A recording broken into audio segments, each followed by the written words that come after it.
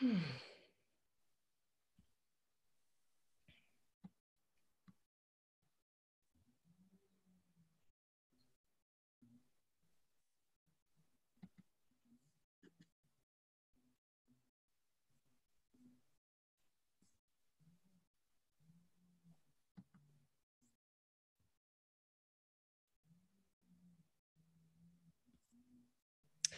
And welcome, friends. Thanks so much for joining us. I'm Rosemerry Wahtola Trommer, and I'm thrilled to be reading tonight with James Cruz and Danusha Laméris.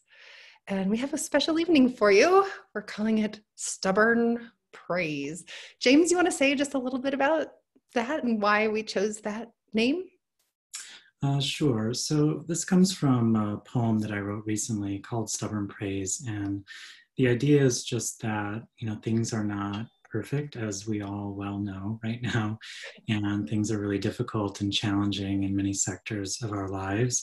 And yet there's still plenty to bless and praise. And oftentimes it means looking past what's right in front of us, trusting in the best of other people as well as ourselves, and just looking toward the small things and the small moments to praise and bless. Thank you.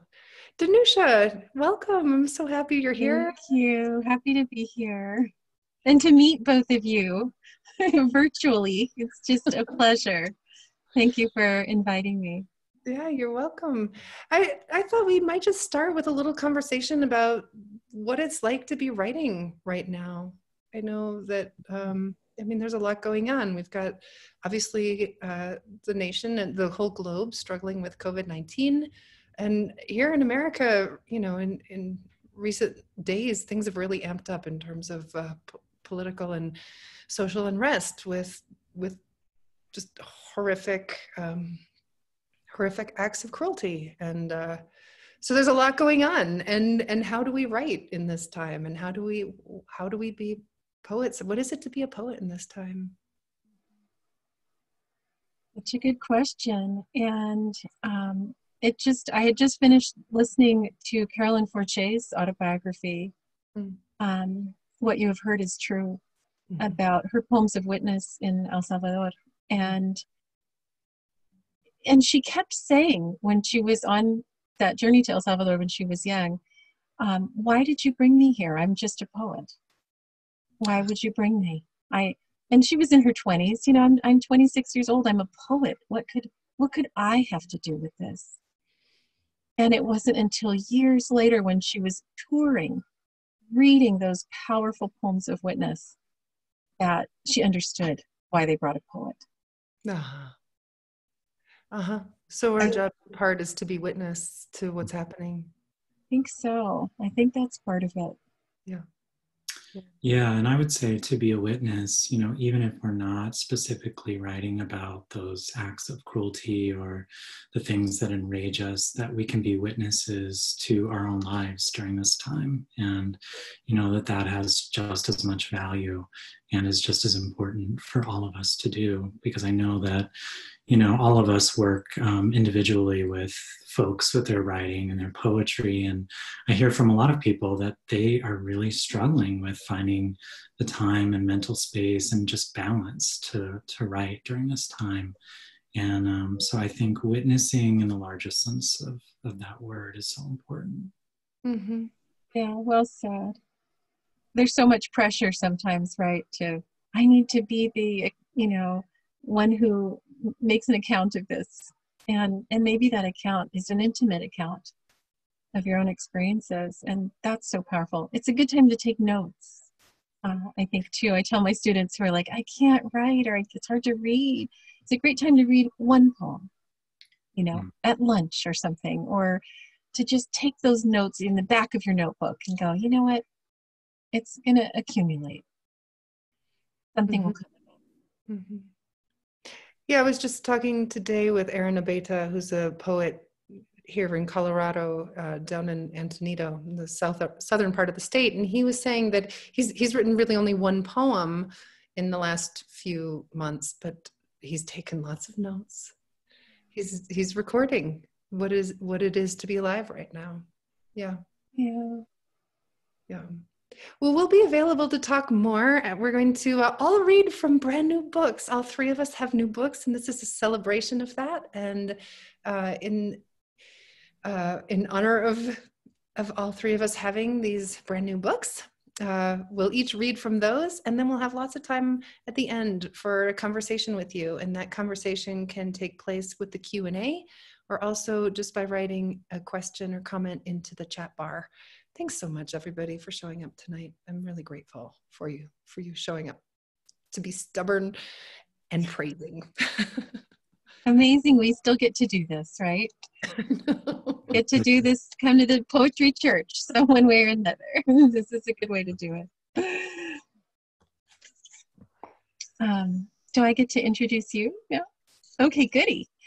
Well, I'm just having the privilege of meeting Rosemerry in this way, but I know her as an advocate and speaker of poetry, and get to see her sharing poems. And I think that's such a beautiful thing when a poet takes on the role of sharing poetry itself, you know, not just their own poems, but poetry itself. And so I've had the pleasure of seeing you do that, and know these other things about you because I'm learning them. So here goes. Oh. Rosemerry Wahtola Trommer lives in Placerville, Colorado, on the banks of the San Miguel River. She served as San Miguel County's first poet laureate and as Western Slope Poet Laureate. She teaches poetry for addiction recovery programs, hospice, mindfulness retreats, scientists, women's retreats, teachers, and more. She believes in the power of practice and has been writing a poem a day, and this really impressed me, since 2006. A poem a day since 2006. So I had to really sit with that. I love it. It's kind of up the ante. She has 12 collections of poetry, and her work has appeared in O magazine, and I think you all are familiar with that, and on A Prairie Home Companion. Her most recent collection, Hush, won the Halcyon Prize, and Naked for Tea was a finalist for the Able Music Book Award. She's the co-host of Emerging Form, a podcast on creative process, and co-founder of Secret Agents. What a great name. I love the name of that. A group devoted to surreptitious acts of kindness. Okay, we have to talk more about that. Her one-word mantra is adjust. Yeah, thank you so much, Danusha. And I do know that Sherry, my other co-host on Secret Agents of Change, is here tonight. Hi, Sherry. We can talk about that later. I am excited to share poems from this new book, but wanted to start with a poem from Rumi, the Sufi mystic poet, that maybe speaks to this time, and also I think speaks to most of the poems in this book. How did the rose ever open its heart and give to the world all its beauty? It felt the encouragement of light against its being. Otherwise, we all remain too frightened. How did the rose ever open its heart and give to the world all its beauty? Yeah, I mean, I think it is a time when a lot of us are really frightened for various reasons. And in a time of fear, how do we give our beauty? How do we open up? How do we stay vulnerable? How do we show up and bring our best every day? I think about it every morning, and that particular poem, I think, gives me courage to consider that it's possible. So in that note, this is I think I should say that one of my favorite things about poetry in general is that it does give us, as a poet, it forces me, invites me to pay attention, to be really open to whatever it is that's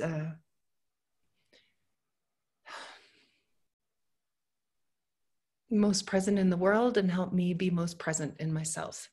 So this is about something I saw up in Canada while I was teaching up there. This is Viola papillonacea. I think that's how you say it.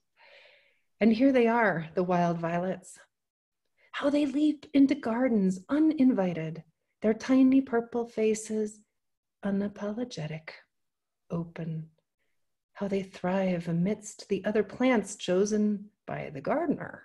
They do not mind not being the chosen ones. They thrive. Tenacity can be so small, so beautiful. I may not be a powerful woman, but I have some wild violet in me, some willingness to insist on renegade beauty, some desire to be soft and yet persist, some certainty that the garden is big enough for us all. Oh yeah, I believe that. I believe that.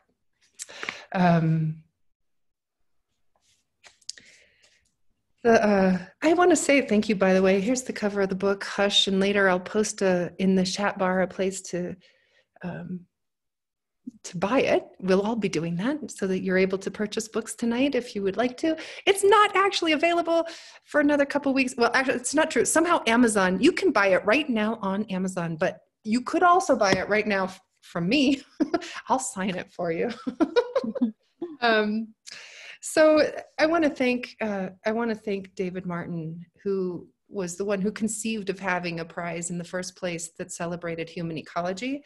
I'm really grateful for the work of Middle Creek Press, and thank him for choosing this book. So just today I was weeping. I was talking to a friend about what's happening right now in Minnesota, in all around America in response, and not just that, but not just that event, but all what's beneath that event, and it broke me. And this is for all the criers.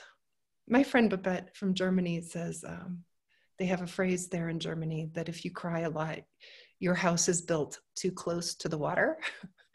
So maybe you're like me, maybe you're also built a little too close to the water. And if you aren't a crier, well, maybe this will be a little bit of insight for you into those of us who are. Ode to Tears. The way day doesn't fight the dim before night. The way shore does not resist the river's rise.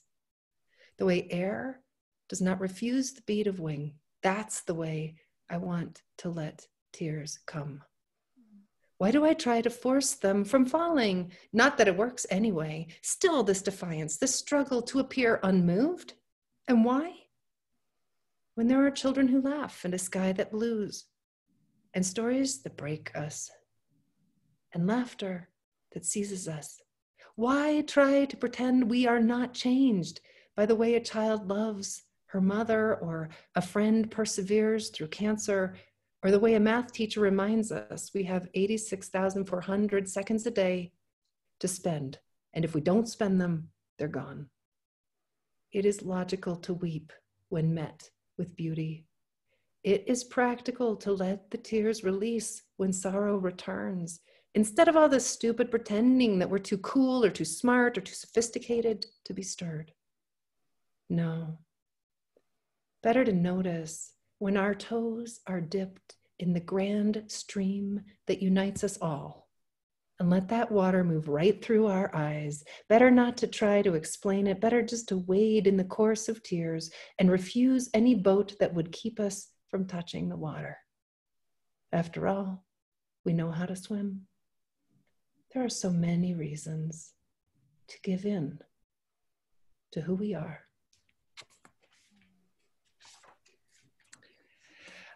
It is, I think, a time when we're being challenged to being our very, very best self. And I guess it always is that time.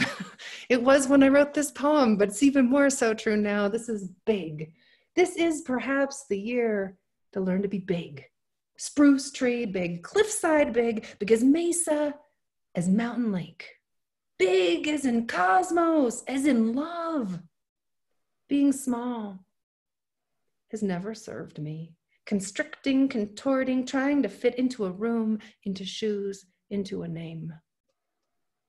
Let this be the year to escape all those little rules with their little shoulds. All those little cages with their little locks. Time to make of myself a key. Time to lean into immensity. Time to supersize communion. Time to grow beyond self. Time to open, to unwall, to do as the universe does. Accelerate as we expand, not rushing toward something else, but changing the scale of space itself. Oh yeah, friends, this is the year to be big right now. And how does that happen? How do we show up bigger than we thought we could? How, it seems like we're being called on in a daily way right now to be our best version of ourselves, to battle impossible things. And how do we do that? I think that sometimes when I look around the natural world, I see how things that seem completely impossible are happening every single day. And that's this poem. Example. Above my window, 2 tiny hummingbird beaks peek out just beyond the edge of a nest, which is smaller than my hand. By fall, they will be in Mexico. They don't even know yet they can fly. Crazy. Directions. It is not that the path has disappeared. It is only that, stunned with grief and kicked by fear, we sometimes lose our will to put one foot in front of the other. But we are not lost. Already in the dark, we have found each other. What astonishes is that there are so many of us. And already, with our voices, we are building bridges made of light. The world shakes, we stumble, we help each other rise, and now it is time for us to again put one foot in front of the other, not to escape what frightens us, but to walk unflinchingly toward the messy center of things. The path we choose now is not one we've walked before or even seen before. The path is one that appears beneath our feet with each step. And we persist, travelers in the frozen dark, who begin to see the light as it shapes the horizon and know, though it's cold, that the change we dream of has already begun to arrive. Now, this is the last one I want to do. I think if I got married again, this is the poem I would read for it. But that notwithstanding, if I could marry the world, this would be the poem I would read. Love. Though I am undeniably broken, I come to you with no need to be fixed. I come to you the way one river meets another river, not joining out of thirst, but because there is so much power and beauty in giving oneself to another, in moving through the world together. I come to you the way the half moon comes into the yard. I could be more whole, but in the meantime, I will bring you everything I have.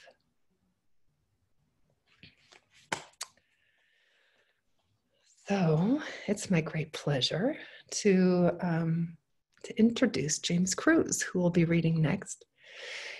When I was younger, I'm not much younger. When I was much younger, I realized that I had heart heroes, people who inspired me through their generosity, through their kindness, through their big-heartedness, through their willingness to show up, through their encouragement, through just people who, because they were so good at being lovers of the world and lovers of humans, they made me want to be a better lover of the world and humans. And every now and then, I'm lucky enough to call one of those people friend.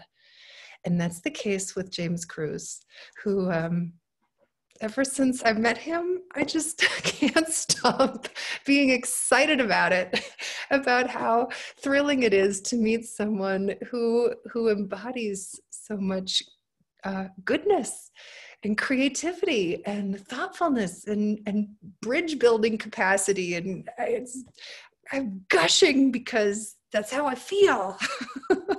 I wanted to show you a few of his books. This was his first one, The Book of What Stays. And this one, Telling My Father. And that was actually the title poem of this book, Telling My Father, was the first I ever knew of him. It was a poem that was a finalist for a prize that we have here in Telluride for the Fisher Prize. This book, Healing the Divide, Poems of Kindness and Connection, I know many of you are very familiar with. Danusha has a beautiful poem in here, and I just finished teaching 10 weeks of classes of discussing this amazing, gorgeous book. And he has another book about kindness, about hope and gratitude that will be coming out in April of 2021. But his new book is Bluebird by Green Mountain Press. Will you please welcome James Cruz. Well, thank you so much for that introduction, Rosemary. You are my heart hero as well, and Danusha is one of my heart heroes, so I feel very, very lucky to be reading with both of you, especially right now. I was just telling my husband as we were eating dinner that I'm really nervous about this reading. It's sort of like in high school when you knew that you really liked someone because you were nervous. So I really love both of these poets, and I'm a little nervous to read with them. But I thought that I would start with the poem that kind of gave birth to the title of this reading, Stubborn Praise. And you know, this is my personality to a large degree. I'm a pretty contrary person, actually. And so if someone is not enjoying something, I'm like, well, but look at this and look at this. And so I'm always wanting to point to what is working or what's going well. And I think we could use more of that right now. So this is Stubborn Praise. Bless the unkind, the mean, the petty, for they remind us how not to move through our lives. True, we can allow the anger of others to turn us bitter, fool us into thinking the whole world is made of nettles ready to sting us wherever we touch. But let's instead go around stubbornly praising those whose hearts stay closed, though we can't yet see the line of light shining beneath the locked door, though we can't quite trust that kindness stirs in each of us like the child we once were, wanting only to run through a field with friends at dusk, holding hands and chasing the sun.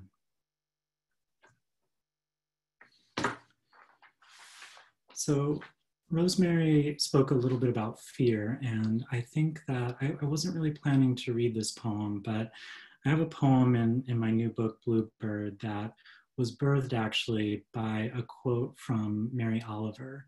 And she says, "When the thumb of fear lifts, we are so alive." And I think that we can live by that right now, because if we look at, on a personal level, all of our decisions that are made out of fear are usually the wrong ones, or they cause more suffering. And I think at a larger level, at a global level, the decisions that are made out of fear lead us into some messes that we're currently in. So this poem is called Night Dweller, and it really takes up that idea of fear being this place that we can at least practice to live in more often. So this is Night Dweller. Fear tries to keep you small, presses you under its wide thumb, so you never want to leave the house, make the phone call, ask for help. But sometimes you pry yourself loose, slip out into the winter night, and pass through a shimmering black tunnel, no moon, no stars, no flashlight, where anything might happen and does, where your body might fail you and does. You fall to your knees and listen to the scuffing noise of leftover leaves on the beech trees, calling with each rustle, be more like us. Dwell naked in the night without running away. Hear what secret languages you learn by staying. See what sweeping thoughts perch in each of your branches. So I think that poem is also about mindfulness and meditation. I often teach mindfulness in writing, and I think it's true that we sometimes teach what we most need to learn ourselves. So, I absolutely do not enjoy staying and often want to run away from those difficult moments, those difficult feelings. But I also know that it's the most important practice for us right now. So I thought I'd read another poem about hope, and this one actually is going to be in the anthology that Rosemerry mentioned that'll be published next year. It's tentatively titled How to Love the World, Poems of Gratitude and Hope, obviously aspirational. This poem comes from, so my husband is a farmer. We have houseplants all throughout our house, and recently we took it upon ourselves to rescue the orchids that no one else wanted. So, a lot of times people will just abandon orchids after they've bloomed and kind of put on their show. And so we have this little orchid hospital that we run next to the windows. And after the last presidential election, this little orchid that we have that we didn't think was going to do anything, all of a sudden just burst forth with these beautiful blossoms. And like Rosemerry, I turn off into the natural world for a sense of hope and a sense of like cycles and guarantees that things are going along, even if not perfectly. So this is called Darkest Before Dawn. 3 days into the new year, and despite the lack of adequate light, our white Phalaenopsis orchid has eased open a third delicate bloom. Perhaps coaxed by the warmth of the wood stove a few feet away, the orchid thrives in its tiny pot shaped like the shell of a nautilus, sending out new stems and glossy leaves, its aerial roots green at the tips, reaching upward like tentacles to sip the morning air. These blooms stir something too long asleep in me, proving with stillness and slow growth what I haven't wanted to believe these past few months. That hope and grace still reign in certain sectors of the living world. That there are laws which can never be overturned by hateful words or the wishes of power-hungry men. Be patient, this orchid seems to say, and reveal your deepest self, even in the middle of winter, even in the darkness before the coming dawn.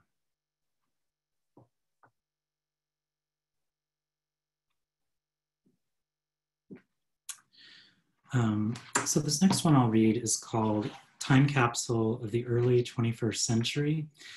So it was written before everything that's happening now. Still seems like it applies, of course. And I kind of wanted to capture the feel of living at what seems like a very strange time in our lives and in our history.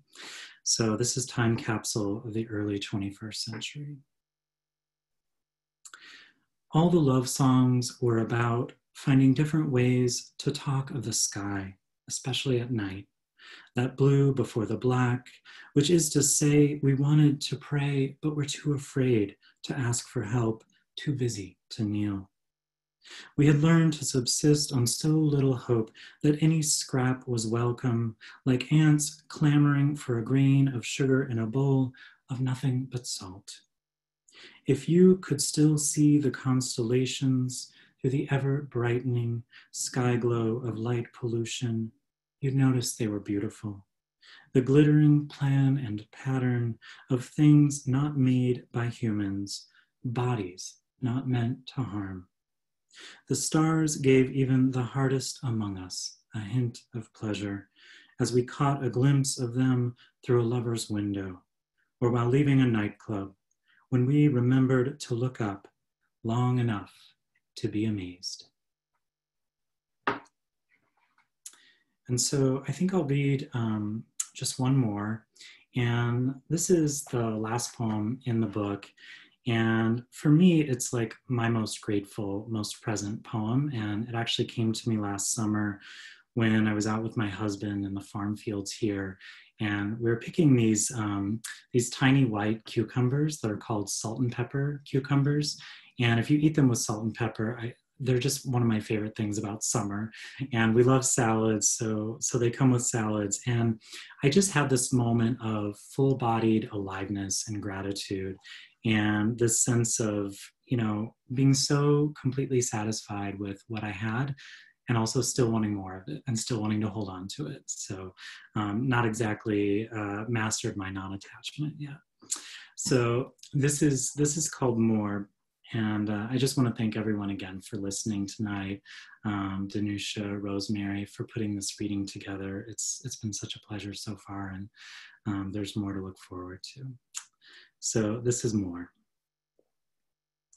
I know it's summer when we wade out into the field and pick these crisp wonders, tiny cucumbers bleached of their green, as if they've already seen too much of this dazzling light and can take no more.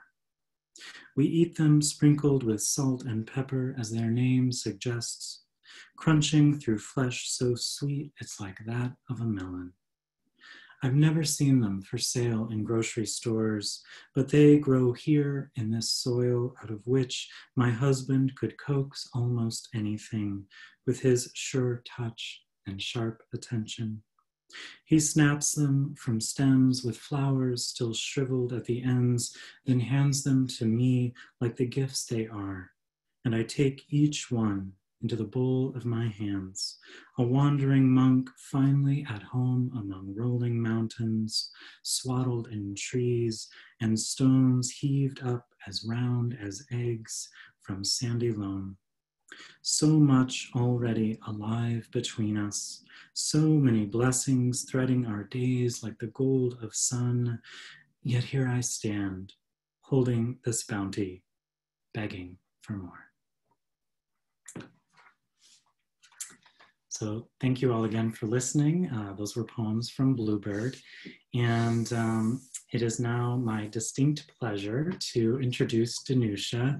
Danusha and I have been talking by email for years now, ever since I got to know her work through her first book, The Moons of August, and ever since I published Healing the Divide with her wonderful poem, Small Kindnesses, as what I think of as the heart of that book in so many ways.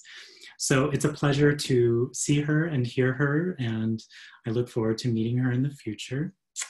Danusha is the author of The Moons of August, published by Autumn House in 2014, and was chosen by Naomi Shihab Nye as the winner of their Poetry Prize. Was also a finalist for the Milt Kessler Book Award. Some of her poems have been published in the Best American Poetry, the New York Times, the American Poetry Review, Prairie Schooner, the Sun Magazine, Tin House, and Plowshares.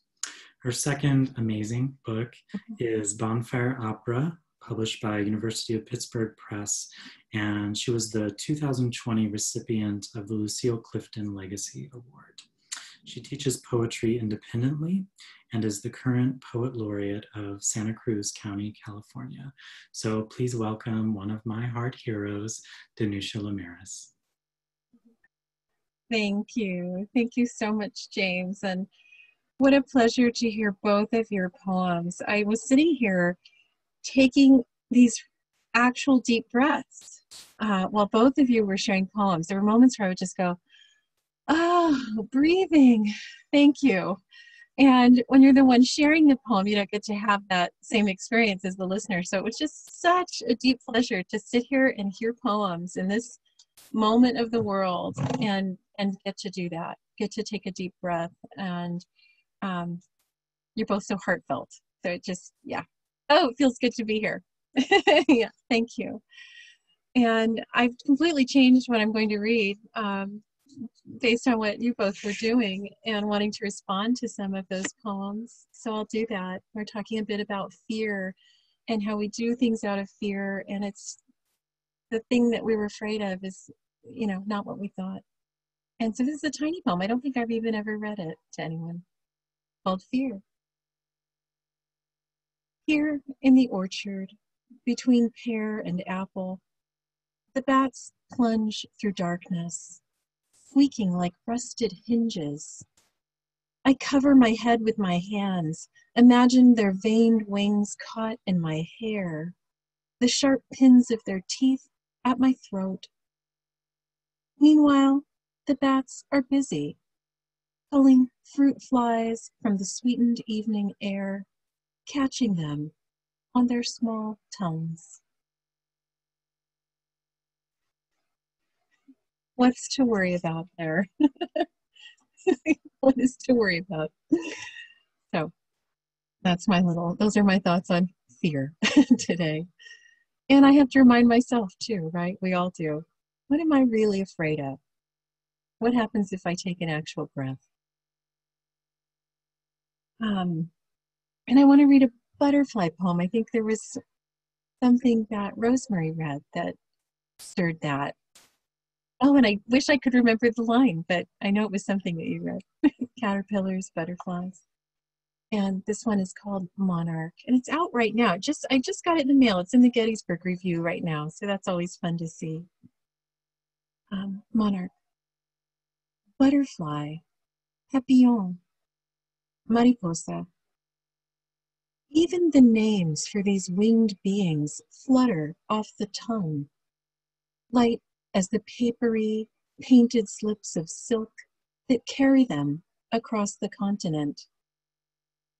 They drift down from the trees, dropping from the bare pink arms of eucalyptus, to bob and float above the grass, above yucca plants lifting their broad spined leaves to the sky, above bull thistle, buttercup, sweet fennel, fireweed, milkweed, the bright flowers of brittlebush.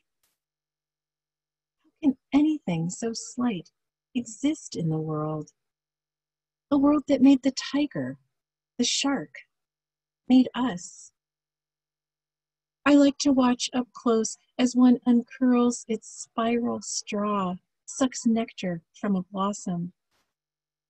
To see the fine black figure specked with spots, a polka-dotted dream grown out of its several bodies, fatted, striped, larval, again and again, trading one form for the next as if it were that easy to be multiple, to slide out of one story into another.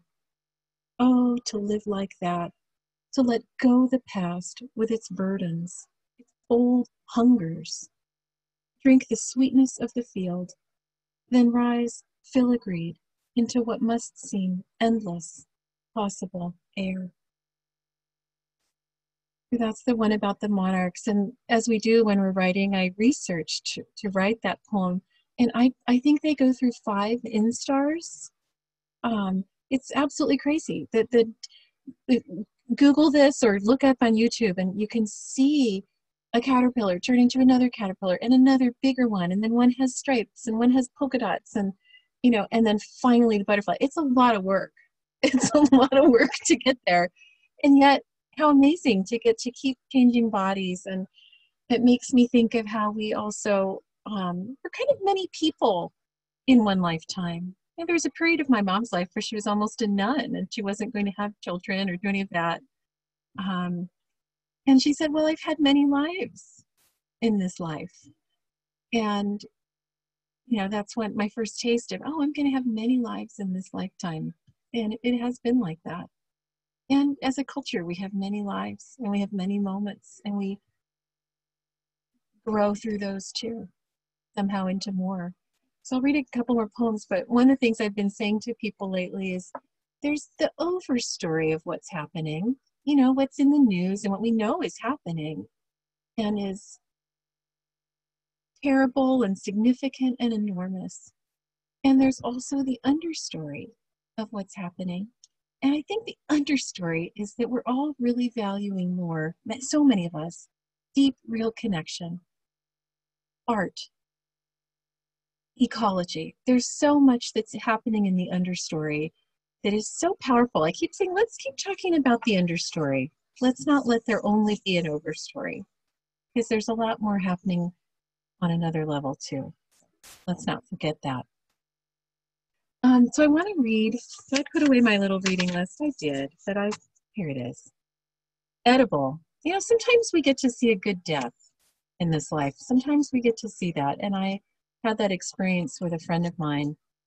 And maybe a confusing setup for the poem, because it's also about food.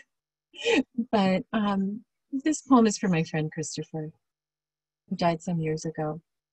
Edible. We want it all. Potatoes pulled up from under their poison foliage. The artichoke's heart scraped clean. The tender bodies of crustaceans broken from their calcified shells. Saffron stamens plucked from the crocus's center. Bark of cinnamon trees, slow sugar tapped from the maple. The golden vomit of bees, pride from its waxen vaults. Even for some, the delicate crunch of crickets, or hind legs of lamb, still tinged with blood. The world is such an unexpected feast. I think of my friend Christopher, who, when he found himself dying early one spring, kept telling us how this was the best part, the letting go. As if in his hunger, he'd somehow broken into death's core, torn off the husk, the brittle shell, found inside the succulent heart, and savored it. That's for Chris. And the thing I wish I'd somehow asked him was, what is it? How are you doing the letting go? What are you doing? You know, but he was beyond eating and almost beyond drinking water even, and very weak, but just this smile. He said, oh, this is the best part. This is so good. Oh no, now I feel teary. Is this contagious? Were you just reading about living too close to the sea? My last name means by the sea. So I'm in trouble. Definitely in trouble. Okay, I think I'll read one more. Yeah, we're at about that time, and then we get to answer questions or talk to people, right? So I want to encourage people, if there are things you want to ask us about or talk about, think about that.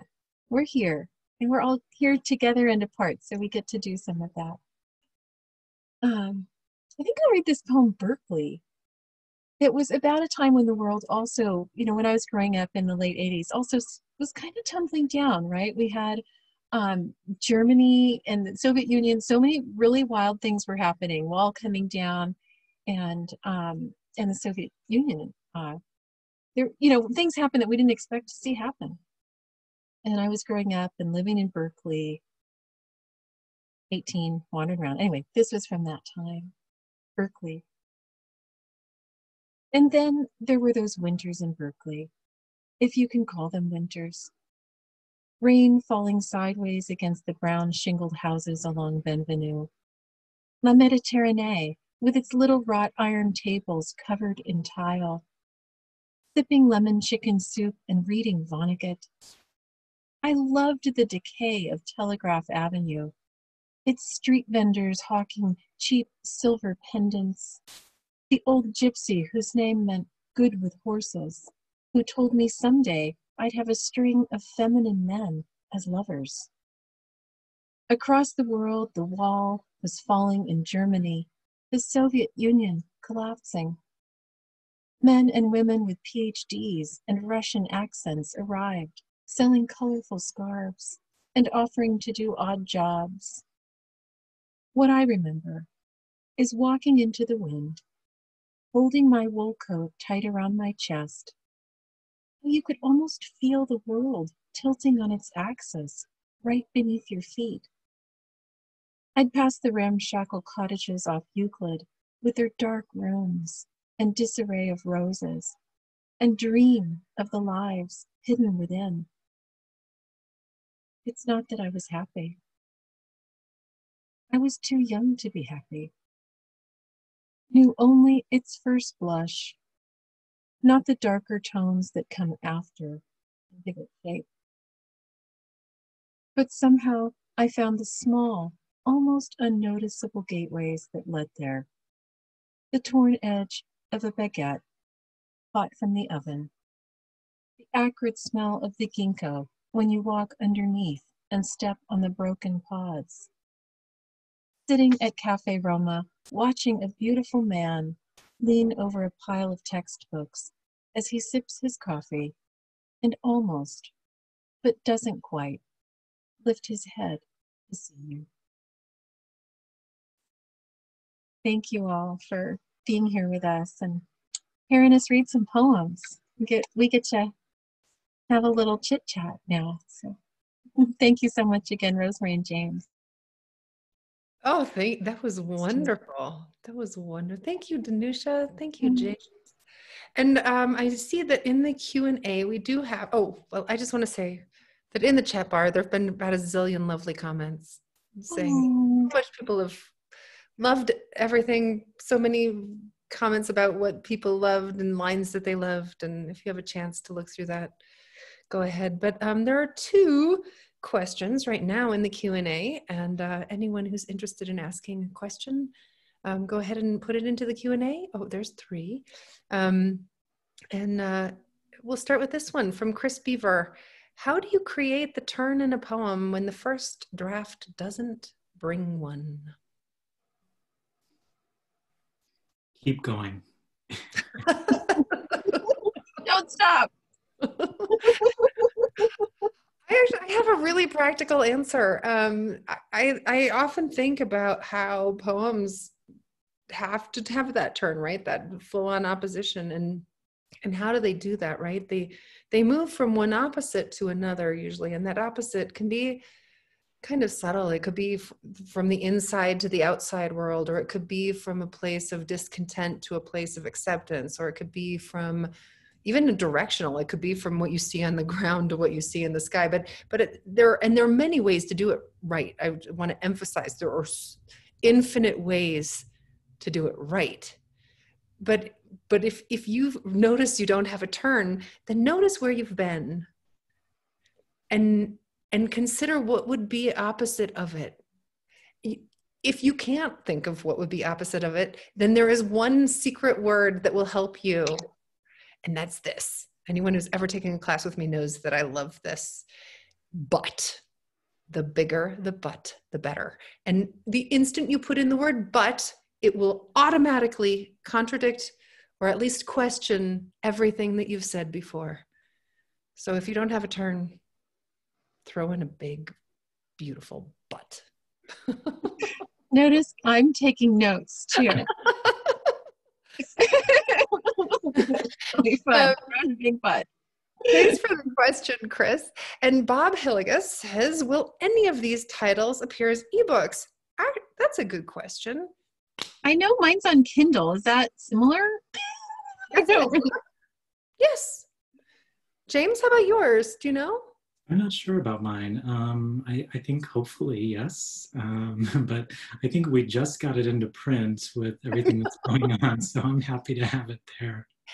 And I actually don't know either. I think the answer is probably yes, but I don't know. But this would be a good time, by the way, James and Danusha, to go ahead and type the link to your book right there into the chat bar, so that if anybody is interested in purchasing our books, I just put mine up and James just put his up, and I think Danusha's is on its way.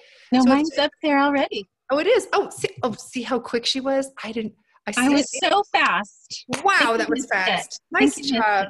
You even said what it was with real text. Nice job. Thanks so much for doing that, friends. And if you'd like to purchase books, I want to mention that mine, I think I did mention this already, although it's already available on Amazon. You can wait just a week or two and I'll send you one too. Janet Lever says, what do you do with anger? Oh, that's a good question, Janet. That is a good question. What do we do with anger? I think I like to take this. I mean, I feel grateful to have the practice of poetry because I like to take that anger and irritation to the page. I like to write about what I don't like and don't want to talk about, all of that. So I think that's certainly one of the things I do with it is take it to the page. I think the other thing I do is spend a lot of time with trees, just to be honest. Yeah. I wanted to say something really smart right then.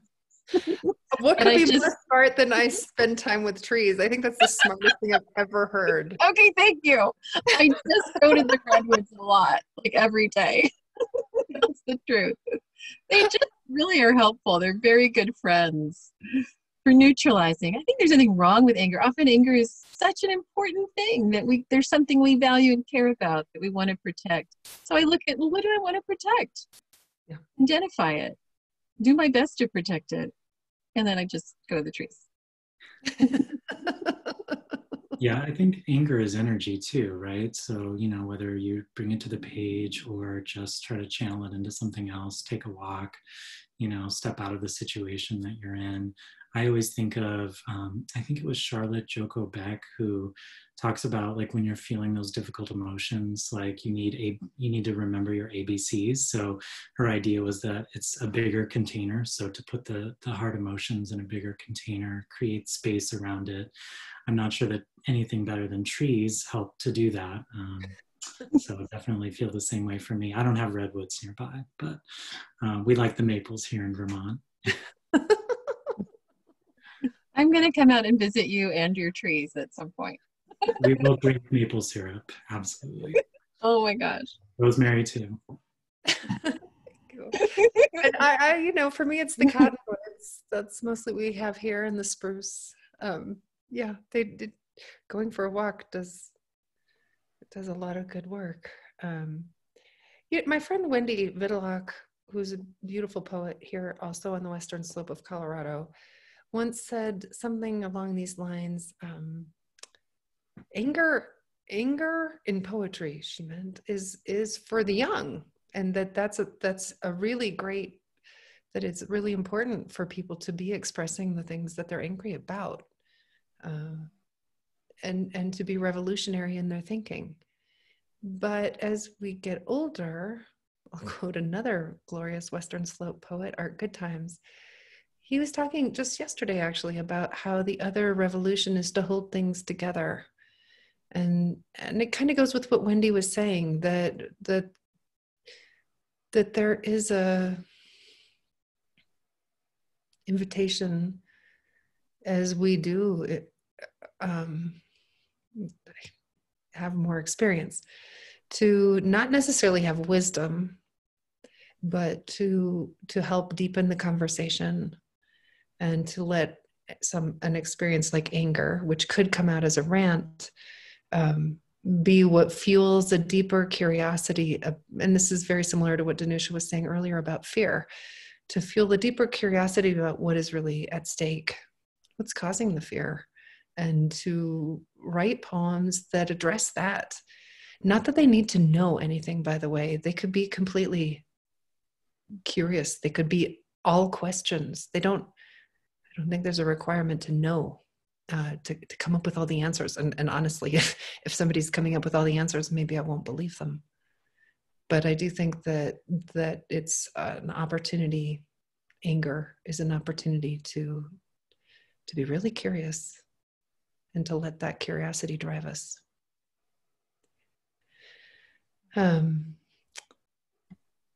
Let's see, we have an anonymous attendee says, I would like to know about your poetry writing courses. Well, we're all teaching online now, I think. That's where it's at. That's the main thing that's happened. I have an ongoing workshop. I teach twice a week, 2 different groups, small groups. I keep them to 7 or 8 people. And those are still going, but now we can't see each other and eat snacks, but We do it this way. And yeah, that's what I've been doing. How about you two? Yeah, I've been doing some online Zoom workshops, and still doing some teaching through a couple of different universities, also Zooming that as well. And I have one workshop coming up for Mondays in June that's based around the anthology that Rosemerry mentioned, Healing the Divide. And she was partly the inspiration behind that. So I have to give her credit because she's been holding workshops around that. And yeah. Can we just say how amazing that anthology is again? It's just so beautiful. It's so beautiful. And it's like, my tribe, look. James is putting together this tribe of poets that are sharing these sentiments, and it's just really beautiful. It is. Yeah. And when we talk about those poems together, that creates a larger tribe too. You know, that those poems, the conversations that we're able to have because of those poems as launching points, allow us to really show up and see our personal connections and to really listen deeply to other people's experiences too. Yeah. I mean, I think we all just about cried. You know already I'm a crier. That's not so surprising. But, you know, when that class said goodbye, you know, it was actually kind of devastating. But also that that book took us through the beginning of the pandemic. And as we continued to wrestle with uncertainty, it allowed us to have a touchstone. And I'm also teaching mostly online. All my classes are on my website. You can find them on the page where what is it called? Schedule. That's what it's called. That's the word. I'm teaching several writing classes right now, and also another reading class, this time about Poetry of Presence, one of my other very favorite anthologies. That both Danusha is also in that one.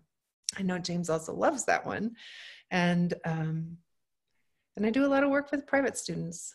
I think I will never ever teach a critique class, but I really do love what happens working one-on-one with people in conversation with their poems. Another question. This is from my friend Carrie. She says, my daughter, Juliet, age 9, wonders why you chose to be poets. And I think this will be our last question for the night. What do you guys have to say about that? Why did you choose to be a poet? I was chosen.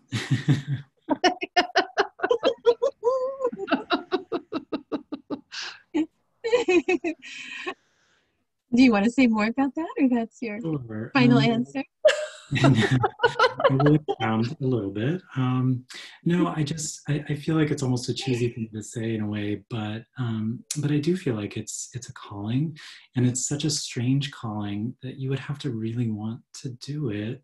You know, you'd have to feel it deeply, I think, for it to become a way of life, or you know, a grounding force in your own life, as poetry is for me. I got a taste of it when I was in elementary school, and a teacher required us to memorize a poem each week, which I don't even know if teachers do anymore, but I got the bright idea to memorize one of my own poems and recite it. And of course, she was super excited. And to have someone who was excited about something I created, much less a poem, I think really lit the fire. But I've always loved language, and I just think that poetry can hold things that everyday language can't hold.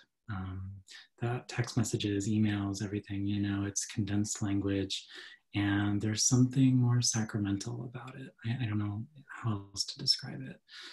For me anyway, that's what poetry is. I'm glad you said more. I think my answer is, it's funny because it's actually something that happened when I was 9 years old. And I think the question asker is 9, if I heard correctly. That's right. So my answer is, when I was 9 years old, my mom took me to Barbados, where her parents lived. And remember so distinctly walking down the beach. It was this beautiful white sand beach there, Dover Beach, with my grandpa and his friends, and they were all poets. My granddad wrote other things as well, but he did write poetry, and his friends were kind of well-known poets. Little did I know. And they were walking down this beach reciting poems out loud on a beautiful day of clear sky and glassy water, and with that Caribbean accent, you know. And it was just the most transporting thing I'd ever heard and experienced. And something happened to me then, and I think it was like a seed. It didn't grow till later, but I think later when I hit harder things in my life, you know, heartbreak or things that happened like that, that I felt I needed to express, that was where I turned. And somehow that magic day of my granddad and his friends and reciting poems when I was 9 years old, that just got into my bloodstream. So I think that's my answer. And I was a late bloomer because I think I was 10.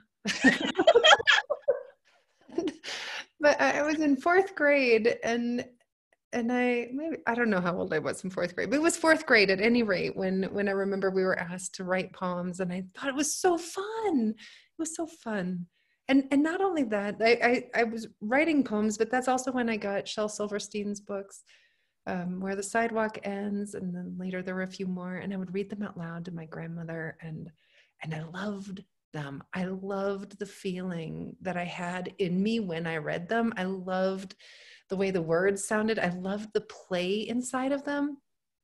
I didn't realize then, but I do realize now that although they were exceptionally playful, that every single one of those poems has a super, super dark underbelly in which people are killed and hurt and terrible, awful things happen. And they're all told with so much mirth and pleasure and a humor. And I think that opposition is truly part of what pulled me in, was that you can, with poems, write about the most horrific, unbelievable, heartbreaking, astonishingly awful things in a way that still is infused with pleasure. It took a long time then, I think, for that to manifest, but that was an original thrill that never left me. And for certain, to this day, when I show up to a page, every single time I'm aware of that invitation to play, to show up in a way that no matter how angry, how heartbroken, how furious, how jealous, or how delighted I am, that there is always that opportunity to see, oh, what's going to happen? What'll happen? What now? That sense of perpetual discovery, of infinite possibility. I mean, that's so intoxicating. How could anybody not write poems? Well, I want to thank everyone so much. I want to thank you, especially James and Danusha. You know, when I first thought of this reading, I was like, well, I have a new book, and who would I most want to celebrate with? Well, both of you immediately to mind. It was my great joy that you both said yes. I'm thrilled about both of your new books. I hope everybody has a chance to look up and find Bonfire Opera and Bluebird and my book Hush. I will have this video available on YouTube. It'll be on my website at some point whenever Zoom gets a video linked for me to put that up. And in that, I will also have links to where to buy Danusha's book and James's book and my book. And in the meantime, any parting thoughts, friends? Well, what a pleasure to get to be in the Church of the Word with both of you. I mean, just what a pleasure. And at the distance with the listeners as well. And just, you know, this, I like to say the soul is hungry. It's hungry. And it's hungry for things like this. It's hungry for this exactly. I think mine had a craving for exactly this. It's like just the right, it's like a potato chip for the soul. bag of them. And it just felt so good to get to do this. So thank you for including me in it as well. And yeah, to more of this, just for us and for our culture, to more of this. Mm-hmm. Amen. Yeah, I feel the same way. This was like church for me, so total soul food. And thank you both for creating this space together, and for everyone who showed up tonight and tuned in and listened and will listen in the future. We so appreciate it. Mm-hmm. And so may we all, as Rumi said in the beginning of this, feel the encouragement of light against our beings. Thanks, friends. Thanks, friends.